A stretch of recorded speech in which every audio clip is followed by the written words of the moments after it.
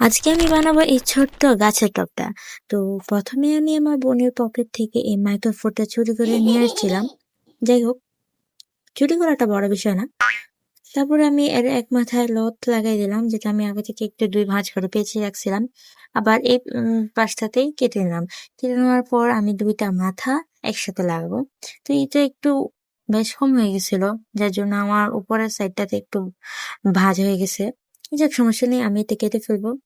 তো আমি এখন এটাকে একটা পাতার সাইজে কেটে নিলাম। তো হয়ে গেল আমার একটা পাতা। তো এভাবে আমি আরো 4-5টা পাতা বানিয়ে নিলাম।